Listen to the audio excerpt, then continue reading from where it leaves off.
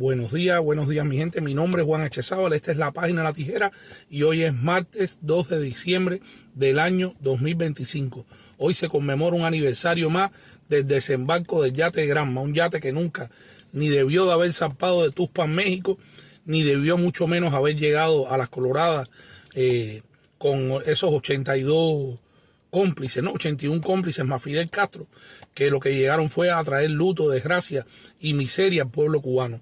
El yate Granma desembarca y el yate Granma logró comprarse y lograron comprarse las armas, y Fidel Castro logró prepararse en México porque tuvo mucha ayuda, tuvo la complicidad del gobierno y los comunistas mexicanos, tuvo la complicidad del gobierno de los Estados Unidos, ya que Fidel Castro vino en varias ocasiones a esta nación donde vivo, a los Estados Unidos, y cubanos y estadounidenses, cubanos exiliados que estaban en contra de Batista, que desde el año 1953, después del 26 de julio, se afiliaron al movimiento que Castro creó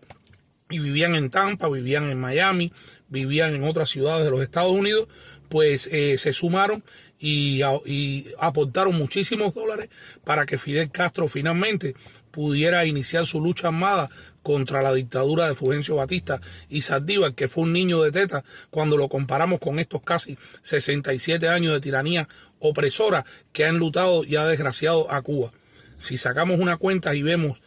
durante el tiempo que Batista fue presidente de Cuba y estuvo dentro de la vida política cubana, pues en los últimos años, a pesar de haber guerra en la Sierra Maestra contra el castrismo, contra el ejército rebelde, pues Cuba siguió desarrollándose, se siguieron haciendo hoteles, se siguieron haciendo condominios, siguieron haciéndose concesionarios de autos, carreteras, la economía siguió avanzando y siguió creciendo, a pesar de que en la última época del gobierno de Batista o de la dictadura, como le quieran llamar, pues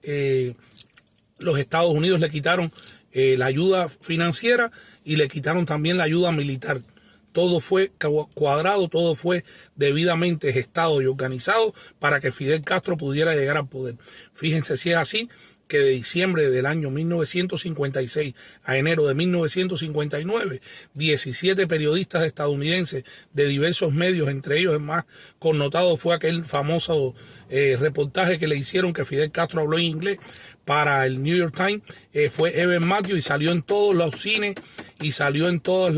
las televisoras estadounidenses, dando una imagen tergiversada de Fidel Castro, poniéndolo como un héroe, como un Guillermo Tell, un Robin Hood, un luchador, un revolucionario que había venido a quitar lo malo que había en una nación para poder traer la paz, la armonía, la prosperidad y la igualdad para todos. Una gran mentira orquestada y manejada por las élites de poder para tratar de llevar a Fidel Castro al poder, y finalmente lo que hemos vivido, lo que sabemos, bañó de sangre el país. Errol Flynn, el actor estadounidense, hizo la primera película de la más llamada Revolución, que hablaba sobre las jóvenes mujeres que se incorporaron al ejército rebelde, y a Fidel Castro, por cierto, no le gustó mucho ese largometraje porque las ponía prácticamente como mujeres de la vida, como mujeres de la calle. Pues hasta Errol Flynn estuvo. Errol Flynn incluso con Ernest Hemingway, y está debidamente documentado,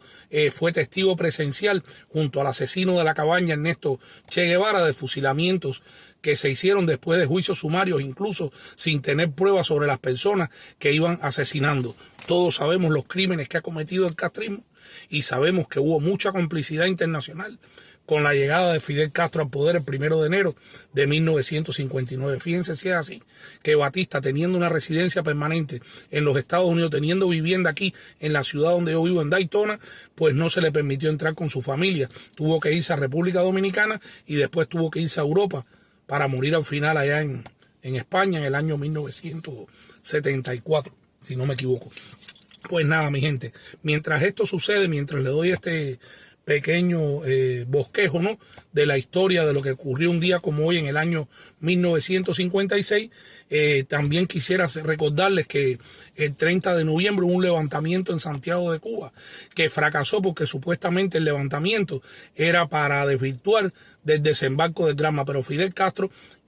rata inteligentemente, no desembarcó el 30 de noviembre, esperó hasta el 2 de diciembre justificándose con que un mal tiempo lo había cogido en el Caribe después de la salida de Tuxpan, y eso había retrasado la posibilidad de llegar a tiempo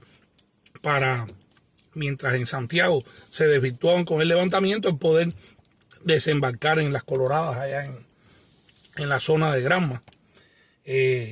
Siempre vivió de la traición. Fidel Castro traicionó a todos sus compañeros. Él tenía un solo objetivo, era llegar al poder por encima de los demás, y así mismo hizo con José Antonio Echevarría el 13 de marzo de 1957, y con todo el que tuvo un intento, una posibilidad como Fran País de ser líder, de llegar a ser la cabeza, ¿no? Y la figura política principal de su mal llamada revolución. Lo hizo con Camilo, lo hizo después con el Che Guevara cuando lo sacó de circulación y lo mandó a hacer guerras de guerrilla por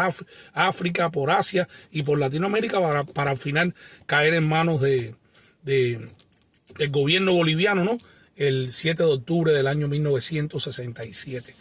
Cuba sigue devastada, Cuba sigue en apagón, Cuba sigue bajo este virus que el régimen ahora empieza a reconocer, pero sigue mintiendo. Dicen los funcionarios del Ministerio de Salud Pública de Cuba que han habido 33 muertos solamente por el extraño virus este que está acabando con el pueblo. Y 33 muertos han reportado en algunos momentos, en un solo día, Camagüey, Ciego de Ávila, o sea, algunas provincias del país siguen fuego, y es irrisorio e irrespetuoso con un pueblo que sigan escondiendo la realidad, que sigan sin buscar una solución a esta grave situación de epidemiológica y de emergencia sanitaria en la que termina el año 2025 el pueblo cubano, con muchísima muerte, con muchísimas personas enfermas, sin medicamentos, con un sistema de salud colapsado, hospitales asquerosos y destruidos, sin la cantidad de médicos necesarios para resolver los problemas, con personas que no se pueden hacer sus hemodiálisis porque el régimen no prioriza